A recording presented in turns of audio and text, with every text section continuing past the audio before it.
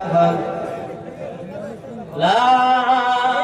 ইলাহা ইল্লাল্লাহু মুহাম্মাদুর রাসূলুল্লাহ। ফালাফালি লাফালাফি শেষ। লাস্টে যদি সময় হয় তাহলে আবার বড় দাঁড়াই টেবিল কালেকশন দেবেন দিয়ে একটু সামনের দিকে আগাতে থাকি, যারা দাঁড়াইছেন বসে যান, বসেন বসেন তাড়াতাড়ি। সুবহানাল্লাহ, আলহামদুলিল্লাহ, লা ইলাহা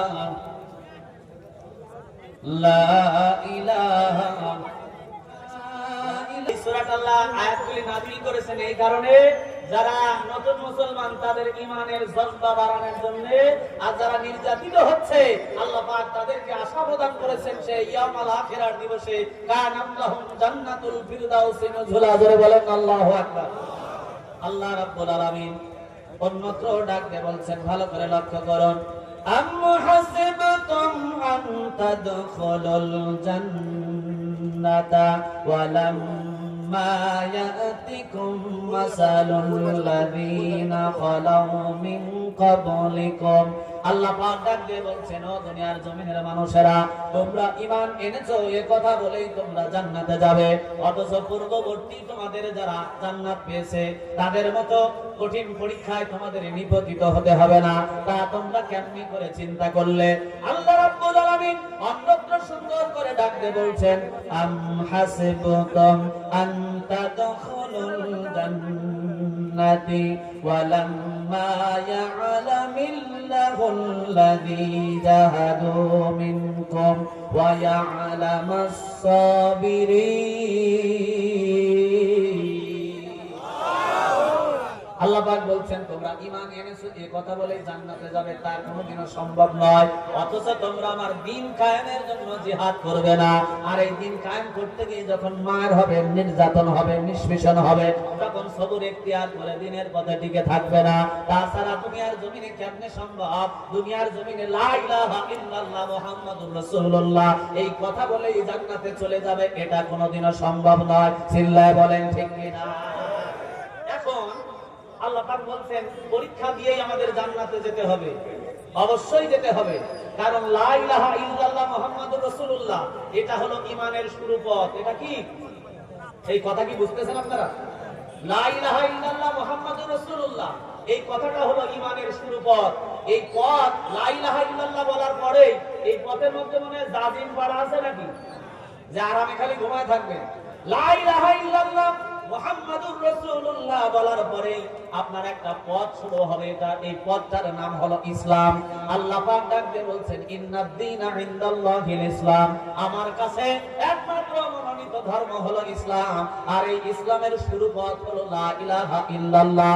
এই পথ ধরার পরে এই পথের উপরে যারা চলবে তার উপরে মার আসবে, তার উপরে নির্যাতন হবে, তার উপরে দুনিয়ার জমিনে নিষ্পেষণ হবে, জেল হবে, জরিমানা হবে, এমনকি ফাঁসির কাষ্ঠ পর্যন্ত পৌঁছাতে লাগতে পারে। এই জন্য যারা শেষ পর্যন্ত এই রাস্তার উপরে অবিচল থেকে হকের উপরে সবর ইখতিয়ার করে থাকতে পারবে, তাদের জন্যই ঘোষণা, কানাত লাহুম জান্নাতুল ফিরদাউসি নুজুলা। চিল্লায় বলেন কথা ঠিক কিনা? আমার বাজানরা লক্ষ্য করেন, এখন পরীক্ষা আল্লাহ পাক কি কি বিষয়ে পরীক্ষা করবেন আল্লাহ পাক ডাকতে বলছেন।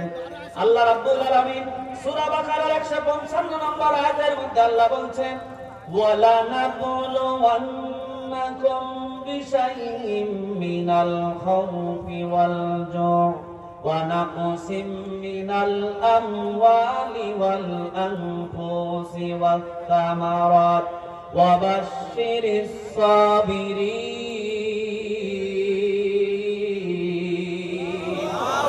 আল্লাহ পাক বলছেন, আমি সর্বপ্রথম তোমাদেরকে যেটা দিয়ে পরীক্ষা করব তার নাম হলো ভয়।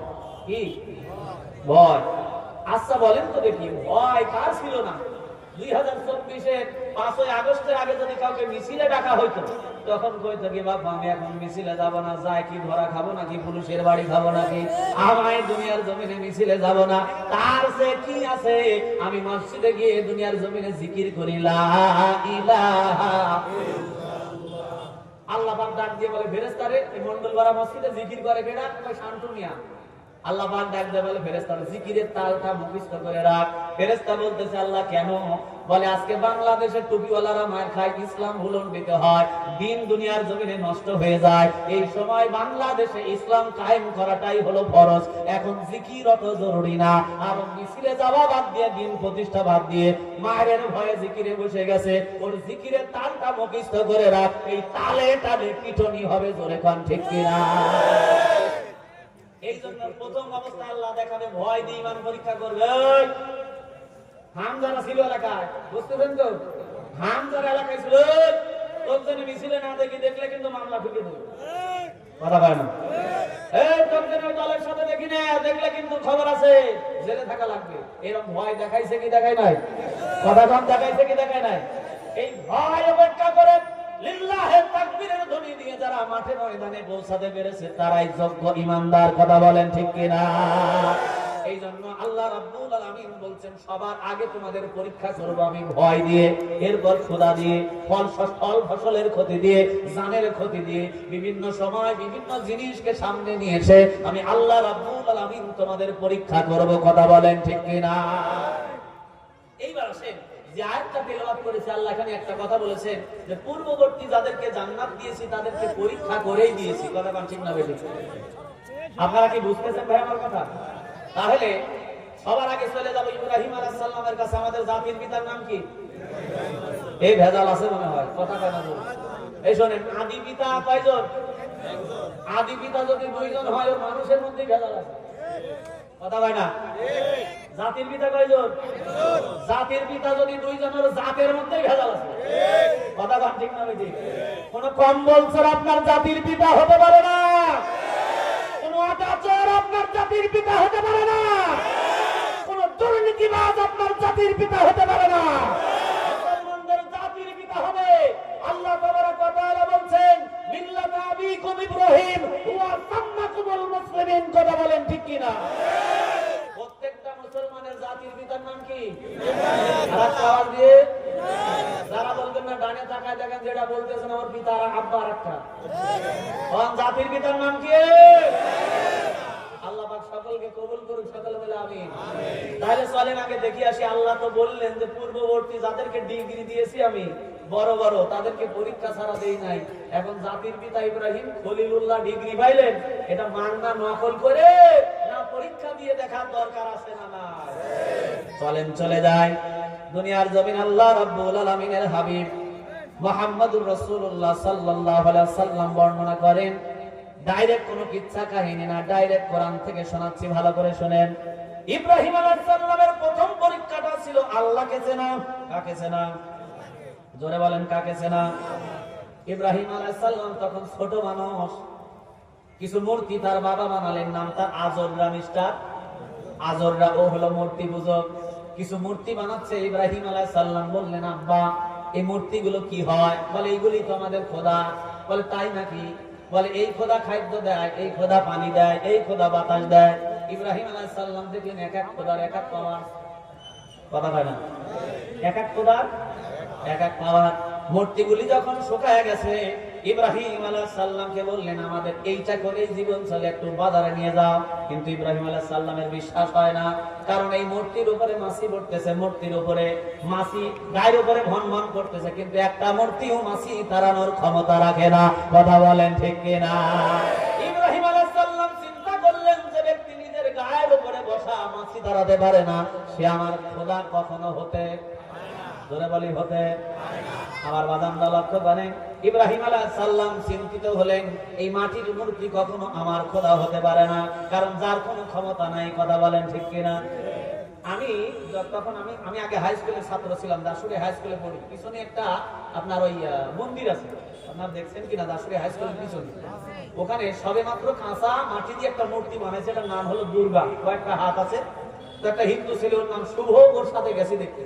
কিন্তু দেখতে গিয়ে আমার একটা বিষয় আমার চোখে ভাসলো যে এই 10 হাত ওয়ালা মূর্তি, হাত 10টা আছে, মাগার নিজে ঠিক মতো দাঁড়া থাকতে পারে না। তোর ব্যালেন্স ঠিক করার জন্য এমন জায়গায় একটা বাঁশ দিয়েছে, ওই জায়গার নাম বললে আমার ওজন নষ্ট হয়ে যায়। কথা হয় না? এমন জায়গায় একটা বাঁশ দিয়ে খাড়া করে রাখছে, কিরে তোর 10টা হাত থেকে লাভ থাকে। কথা ঠিক না বেঠিক? আমার বাজানটা লক্ষ্য করেন, হযরত ইব্রাহিম আলাইহিস সালাম রাত্রিবেলা চিন্তা করতেছেন, আকাশের দিকে তাকায় যে মাটির মূর্তি আমার কোনোদিন রব হতে পারে না। এবার ইব্রাহিম আলাইহিস সালাম লক্ষ্য করে দেখেন সন্ধ্যা রাতের পরে হাজারো তারকা ঝকঝক করতেছে আকাশে। ইব্রাহিম আলাইহিস সালাম চিন্তা করলেন, এই তারকাগুলি আমার রব হবে। এটা আমি বলছি না, আল্লাহ রাব্বুল আলামিন কোরআনুল কারীমের মধ্যে বলছেন, ফালাম্মা জান্না আলাইহিল লাইলু রাআ কাওকাবান ক্বালা হাযা রাব্বি। জোরে বলেন আল্লাহু আকবার।